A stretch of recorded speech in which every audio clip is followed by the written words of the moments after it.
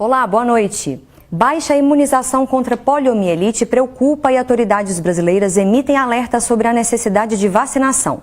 Você vai saber tudo sobre essa doença infecto-contagiosa, potencialmente grave, a partir de agora, no Jornal da UFO.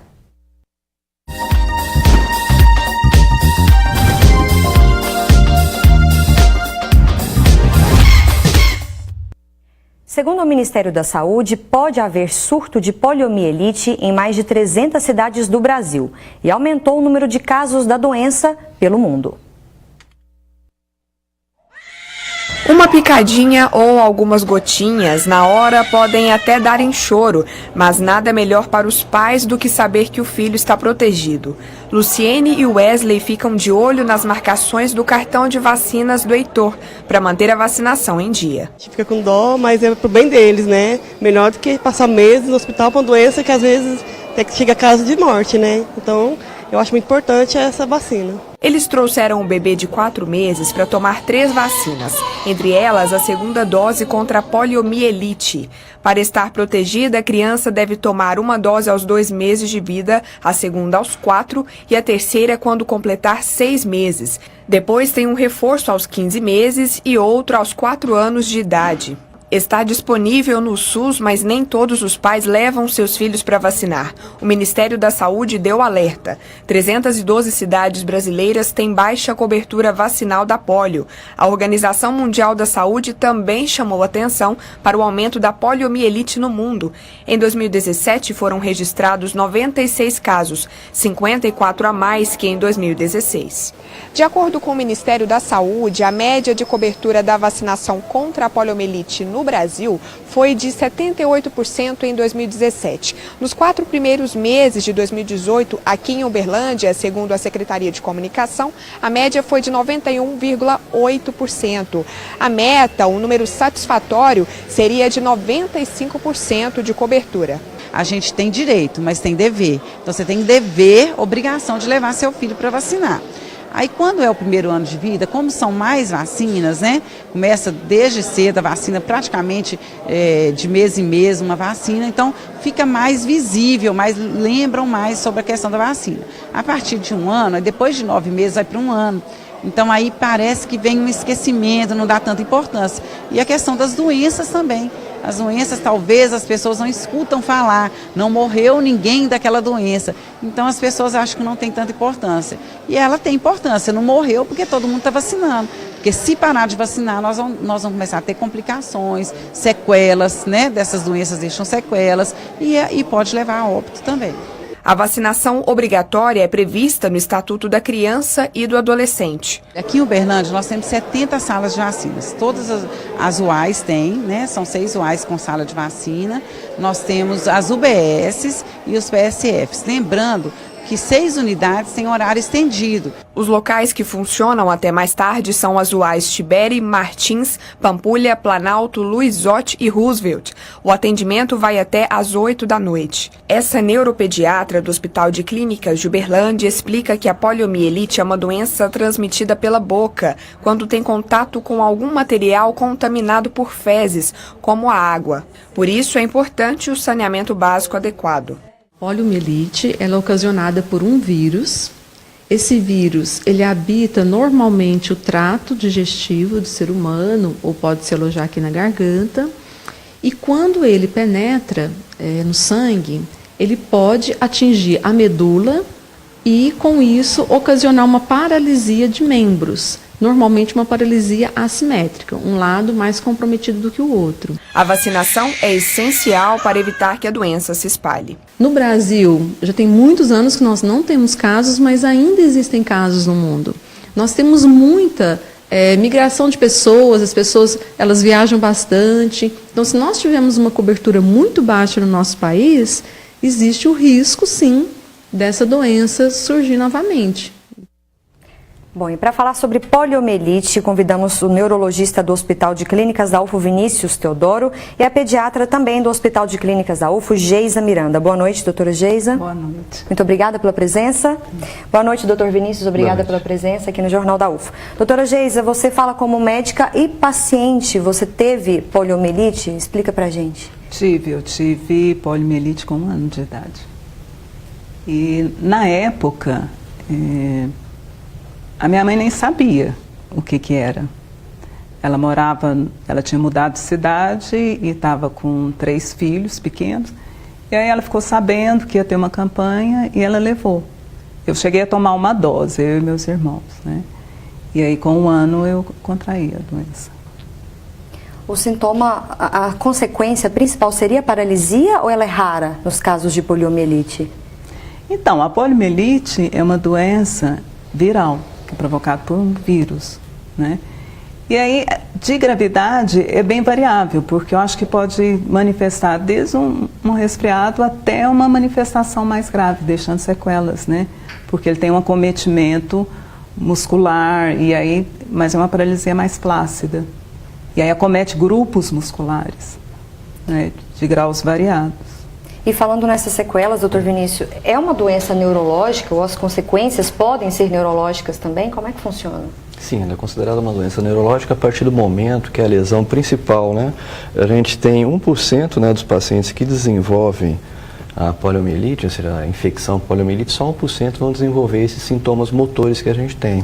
Parece que o vírus tem um neurotrofismo, ele tem uma preferência por uma região da medula, né, que faz exatamente o contato, né, dessa medula com o músculo, com a placa motora do músculo.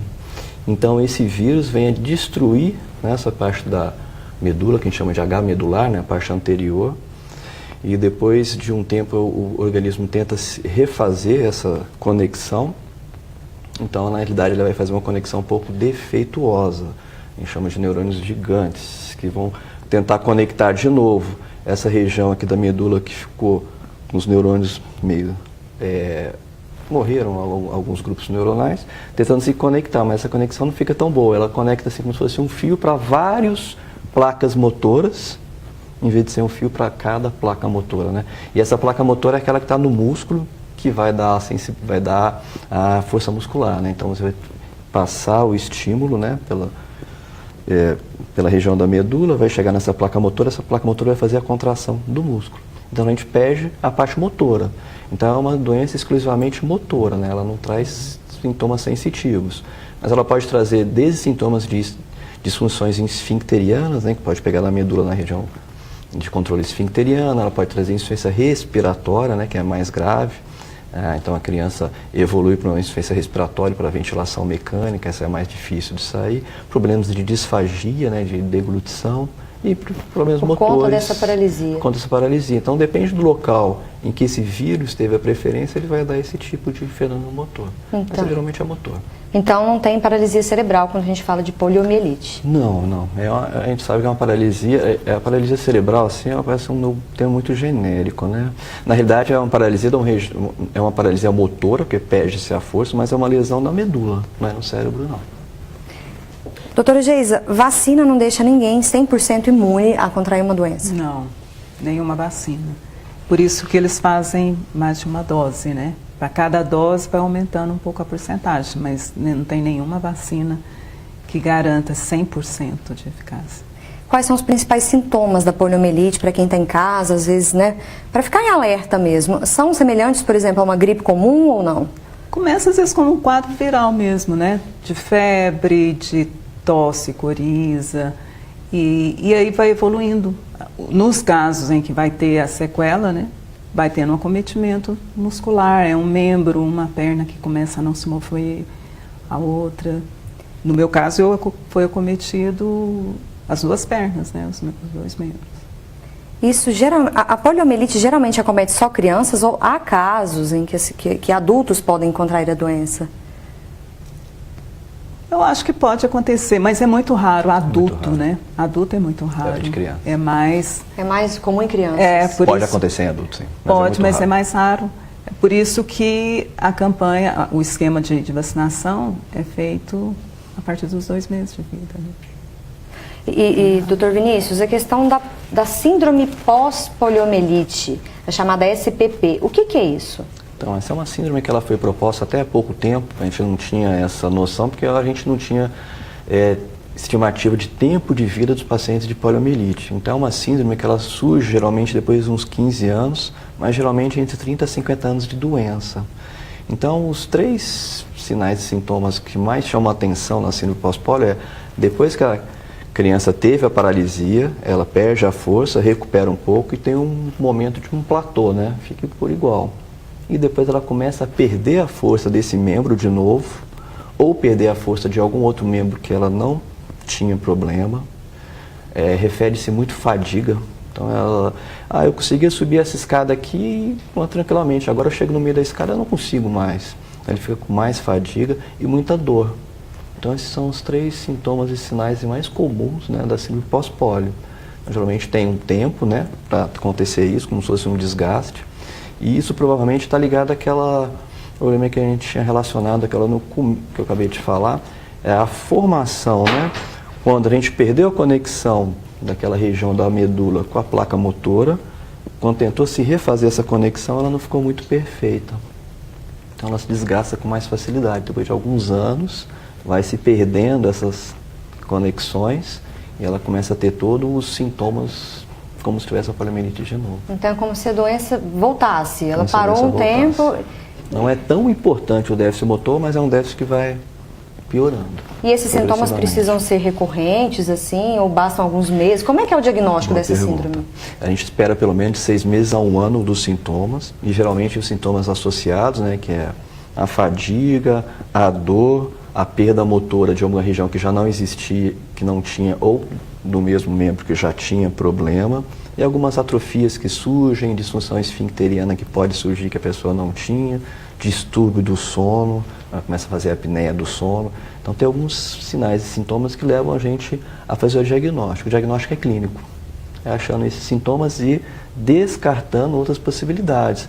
A pessoa que tem poliomielite, ela já tem uma postura muito errônea, né? Ela faz muita artrose, ela deve fazer muita lesão de articulação, de tendão, de forçar. Então isso também causa dor e limitação, né? E aí pode ser outras doenças que podem surgir também, né, associadas e pode estar dando essa fraqueza.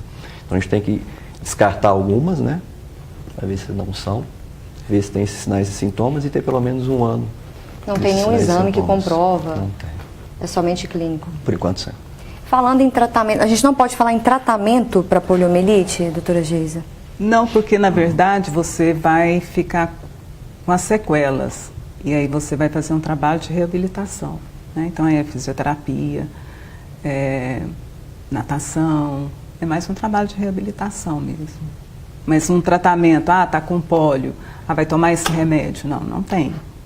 Você vai aguardando a evolução ali e, na verdade, o que vai ficar são as sequelas, né?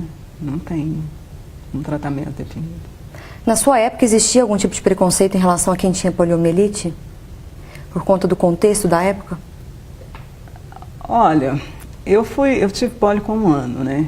Eu fui criada numa família de 5 crianças, nós somos 5 filhos, e os meus pais sempre trabalharam muito.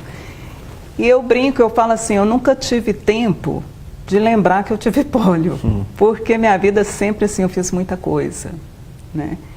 E sempre ajudei, por exemplo, numa família de 5 crianças, então assim, tinha aquela coisa do mais velho, ajudar a olhar os mais novos. E na escola eu sempre fui muito bem cuidada. Uma outra coisa também que eu não posso reclamar da vida, eu sempre fui muito bem cuidada, tanto pelos colegas, quanto pelas professoras, pela minha família, né? Então, assim, tudo que tinha de tratamento, de fisioterapia, de natação, sempre meus pais fizeram. E eu acho que o importante, assim, eu nunca fiquei no papel, no local de vítima, porque eu sempre fui muito ativa. Então, estudei, sempre gostei de esporte, eu sempre gostei de música, sempre teve pessoas que apareceram na minha vida. Eu falo que assim, eu já tive um monte de anjos da guarda. Pessoas que me ensinavam a fazer as coisas. Eu era criança e tinha uma vizinha que me ensinou a tocar violão, um outro vizinho me estimulou a leitura, levava livros quando eu fazia cirurgia. Na época eu fiquei o corpo todo engessado. Aprendi a fazer crochê e alguém lá me ensinava a fazer alguma coisa. Então, eu sempre aprendi a fazer muitas coisas. Então, não tinha tempo de ficar parada, ai, coitadinha de mim, que eu estou aqui, meus colegas. E eu sempre brinquei, normal. Já subi em árvore com a perna engessada, você me perguntar como que eu fiz isso, eu não sei. Então, assim, eu tive uma infância que eu aprontei muito. Então, assim, era no meio mesmo. E aí eu fui crescendo, aí resolvi fazer medicina. Eu entrei para fazer pediatria, né? As outras matérias eu fiz porque fazia parte do currículo, mas eu entrei para fazer pediatria. E assim, o curso de medicina é um curso que exige muito, né? Que você estuda muito e mesmo paralelo a isso, eu sempre me cuidei. Eu sempre fiz fisioterapia, eu sempre fiz natação. Eu fiz parte de 2000 até 2014 de uma equipe paralímpica de natação. Então, assim, eu falava que eu acho que era um privilégio, porque não é qualquer médico que divide o seu dia. De manhã é médico, à tarde vai para uma piscina. E final de semana vai viajar para competir. Então, assim, poder reclamar muito da vida, não. Eu sempre fiz muitas coisas assim, do jeito que eu gosto, que eu acho que me faz bem, entendeu? Uma vida ativa mesmo. É. E falando de tratamento ainda, doutor Vinícius, o papel do neurologista é fundamental? Então, na realidade, assim, quando a gente não tem poliomielite no Brasil desde 89, né? E muito provavelmente a maior parte das mães também nunca viram atualmente uma criança evoluir para uma paralisia, né, uma paralisia flácida, que é da poliomielite. Então é um diagnóstico que a gente vai fazer, mas infelizmente não tem um tratamento. A criança vai aparecer de noite com febre, em 24, 48 horas depois ela vai começar a perder a força da perna, perder reflexo e atrofiar a perna. E infelizmente a gente como médico, no momento a gente ainda não tem nenhum tratamento. Talvez ter algum experimental, alguma coisa assim, porque é uma doença que ela é tratada, controlada pelas vacinações. Já a síndrome pós-polio, não. A síndrome pós-polio ela é mais uma reabilitação, né, muscular para o paciente. Pedir para ele evitar que se desgaste mais ainda aquele grupo muscular que está com déficit. Ou seja, usar órtese, se possível, usar locomoção automotiva, né? Aqueles carros elétricos para não desgastar mais. Fazer fisioterapia também? Fisioterapia, mais voltado para uma reabilitação, que é alongamento e fortalecimento muscular, sem forçar muito as articulações, né? Porque elas já estão muito forçadas, né? E não exagerar em cargas, né? Porque você não pode desgastar. Então, às vezes a pessoa imaginava, ela tem poliomielite, então ela tem que fazer uma reabilitação para crescer o músculo, para desgastar mais, para aumentar. Isso e fazia exatamente o contrário, contribuía para ter a síndrome pós-polio mais cedo. Então hoje a gente já pega menos, né, na atividade física, assim, uma reabilitação mais leve, mais para a parte muscular mesmo, de fortalecimento, alongamento, esse tipo de coisa, do que forçar mesmo demais. Justamente para não progredir para a síndrome pós-polio. Já já a gente continua a nossa conversa. Vamos para um rápido intervalo e na volta continuamos com mais informações sobre poliomielite. Se você tiver dúvidas, mande para a gente pelo Facebook TV Universitária de Uberlândia. Já voltamos.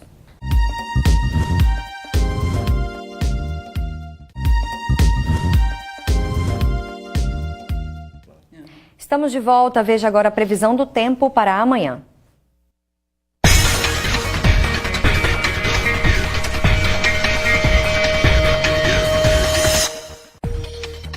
Sexta-feira de muito sol em Uberlândia. A mínima fica 15 graus e a máxima 27. Em Patos de Minas, céu totalmente aberto e tempo seco. 15 graus de mínima e 27 de máxima. Monte Carmelo vai ter uma sexta ensolarada. Temperaturas variam entre 11 e 28 graus. Em Ituiutaba, dia mais quente. 16 graus de mínima e 31 de máxima. Já em Monte Alegre de Minas, baixa umidade do ar e céu aberto. Mínima de 13 e máxima de 30 graus. Hoje o tema do Jornal da UFA é poliomielite e na bancada estão o neurologista Dr. Vinícius Teodoro e a pediatra doutora Geisa. Dr. Vinícius, quais são as diretrizes, né? Você trouxe um livro aí, quais são essas diretrizes para o paciente que tem a poliomielite? Então, atualmente a gente tem as diretrizes mais relacionadas à síndrome pós-polio, né? Como foi recentemente diagnosticado essa síndrome, né? Agora que a gente tem um CID próprio para ela não era contabilizada, então acontecia até dos pacientes ter o problema da pós-polio e não conseguirem se aposentar porque ainda não tinha uma denominação da doença, a doença não existia burocraticamente, vamos dizer assim, mas tinha um monte de paciente com essa doença. Então, a partir daí, um grupo até foi liderado pelo professor Acari, da UniFesp, é um grande incentivador. Ele fez as diretrizes, né, do Ministério da Saúde, né, em que orienta a gente nas maneiras que a gente deve abordar o paciente na síndrome pós-polio. É o tipo de reabilitação que deve ser realizado, o tipo de órtese para ser utilizado, o tipo de procedimentos laboratoriais que necessitam, os exames de polissonografia, problemas de sono. Então, está mais ou menos esquematizado, né, umas diretrizes. Eu tenho até aqui, coincidentemente, ela é de 2016 e se alguém tiver interesse, ela é distribuída gratuitamente pelo Ministério da Saúde. É só mandar vocês falam mais pelo Face aqui, né? Que a gente responde o local que pode adquirir. Essa apostila ela é interessante tanto para os profissionais da saúde, né? Que traz algumas diretrizes, e tanto para a pessoa, né? Para o paciente em si, para entender melhor a doença. Se entender melhor. Então isso facilita bastante. E falando desse alerta, né, do Ministério da Saúde, né, doutora Geise, dessa baixo índice de vacinação, né, a gente pode também ficar calmo? Como é que é essa situação? Eu acho que existem várias maneiras de você prevenir de doenças. Então, bom, eu vou falar da minha parte, que é de pediatria, né? As crianças precisam, principalmente nos primeiros anos de vida, de cuidados. Então, uma boa alimentação, um ambiente de amor, em que a criança, principalmente, por exemplo, os primeiros 7 anos, é o ano do tato, em que a criança precisa do toque, precisa receber carinho, atenção, respeito, alimentação, um ambiente favorável em que a criança vai desenvolver a criatividade, né? Os brinquedos apropriados para a faixa etária, as crianças precisam ter ritmo, então as crianças precisam ter os horários. Evitar quando eu falo de brinquedos adequados para cada faixa etária, evitar eletrônicos, porque, por exemplo, queixas que eu tenho muito no ambulatório, né? Eu não faço consultório. No ambulatório, crianças que começam a ficar muito hiperativas, você vai ver, elas ficam um tempão em computador, que é muito estímulo que elas recebem. Crianças que não estão dormindo bem. E tem crianças que não dormem bem, isso já atingiu um exemplo, um dia entrou uma menininha, devia ter uns 2, 3 aninhos, ela já entrou com um tablet cor-de-rosa. Aí a queixa da mãe que, olha, ela não está dormindo bem, tem 1 mês. Aí eu perguntei, tem quanto tempo que ela tem esse tablet? Tem 1 mês. Então já tem a resposta. E aí eles começam, é muito estímulo. E aí a criança tem que ter ritmo, a criança tem que ter horário para dormir, aquele horário para dormir tem todo um ritual, então assim, já vai umas horinhas antes, já vai acalmando o ambiente, já vai apagando as luzes da casa, se tiver uma televisão ligada, um eletrônico ligado, ou desliga, ou vai abaixando, contar uma história, a criança gosta de contar história, e aí de música, o melhor é a da voz, é a mãe cantar, ter todo aquele ritual para a criança ir dormir. Depois tem o horário para acordar, o café da manhã, o horário das refeições. Isso vai acalmando a criança, porque ela vai entrando num ritmo, numa rotina, ela vai ficando mais tranquila. E a criança tem que brincar, tem que ter movimento. A criança tem que movimentar. A criança não pode ficar parada muitas horas olhando uma tela. A criança tem que movimentar, a criança tem que brincar. Eu falo lá no ambulatório, eu gosto de menino que chega com perna roxa, com a unha suja. É assim, chegou muito armadinho com um tablet ali. E problema escolar, a gente tem tido muita queixa de crianças com problema escolar. Porque elas recebem tudo ali pronto. E aí não tem aquela coisa de criar. Você nunca dá um brinquedo pronto para a criança, você dá brinquedos em que a criança tem que construir alguma coisa. Por exemplo, você dá um cabo de vassoura para uma criança. É um monte de coisa. Se você coloca já uma cabeça do cavalo ali, pronto, olha o tanto que você já restringiu a brincadeira. Criança, você dá brinquedos, coisas da natureza, com texturas diferentes, porque dá muito plástico, aí fica só com plástico, sabe? Então tentar dar com texturas diferentes, coisas da natureza. Criança tem que ter esse contato com a natureza. Né? Tem que ter um contato, se a família não tem religião, mas tem que ter uma parte espiritual, ela tem que ter devoção a alguma coisa. Na sua clínica, anos de clínica, né, doutora Geis, isso ainda é raro? Está ficando raro esse tipo de rotina entre as famílias? Com esses smartphones e tablets, está ficando uma situação rara? Infelizmente está. E aí estão aparecendo outras queixas de dificuldade escolar, de que não está dormindo, as crianças não param, elas estimulam tanto e ficam tão presas ali que aí tem queixa, não para comer, não come direito. Isso provoca muitas doenças. Eu estou falando isso porque às vezes fica tão focado só em vacina, que esquece de outras coisas que também são muito importantes. De um contexto muito maior. Você concorda, doutor Vinícius, que prevenir doenças vai muito além de tomar vacina? Ah, com certeza. Assim, a prevenção de todas as doenças, né, é um bom sistema sanitário, né, uma limpeza, né, um contato da família. Eu acho que o contato também de familiar, de abraço, de contato, de amoroso, com certeza isso deve ser muito benéfico para o cérebro da criança. E é muito importante, os primeiros anos a gente tem migrações, né, então é como se a criança nascesse com os neurônios em um lugar só. E conforme ela vai aprendendo as coisas, você vai estimulando, esses neurônios vão indo para os locais que foram estimulados. Então, se você passar esse tempo e você não estimulou aquela criança, aquele neurônio não migrou para aquela região que deveria ter migrado, vai dar um problema cognitivo nessa criança, né? Isso foi muito visto até em países comunistas, né? Em que eles faziam, que tiraram a família, né? E puseram o Estado no lugar da família. Então se fazia orfanatos, creches, e que tinham 100 crianças e 2 adultos. Então isso se eu não me engano, é na Romênia, que teve muito desses estudos, e demonstraram que essas crianças tiveram um déficit intelectual, né, de fase de adulta muito importante, déficit sentimental, depressão, muito problemáticas, diferente das outras que eram criadas junto com a família. Então isso mudou completamente, né? Então tem que ter contato com a família, não tem que ter contato só com um adulto, um monte de criança, tem que ser estimulado assim, tem que brincar. Isso com certeza, de brincar fora, brincar com o verde, brincar com a natureza é muito mais benéfico do que os eletrônicos. E o cérebro ele pede rotina. Então é o que a criança quer, quer uma rotina. Então a criança, aí chega os pais, não, é porque meu filho chega em casa e vai dormir 2 da manhã. Mas que horas que o senhor vai dormir? Eu durmo lá com umas 2h30 também. Então ela vai pegar a rotina da família. Então a família já começa errado, já passa errado, a rotina é errada. Então é justamente isso, perfeito. Aí chegou o finalzinho da tarde, já começa a desacelerar, a tirar os eletrônicos. A claridade em si está enganando o cérebro está achando que está de dia, não libera a melatonina para ele começar a dormir.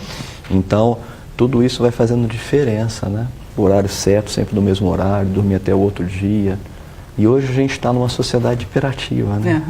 Então a gente tem que tomar muito cuidado, né? Às vezes a criança é hiperativa porque a gente pôs ela hiperativa, né? Não é porque ela é doente por ser hiperativa, né? E a criança também reflete muito os pais.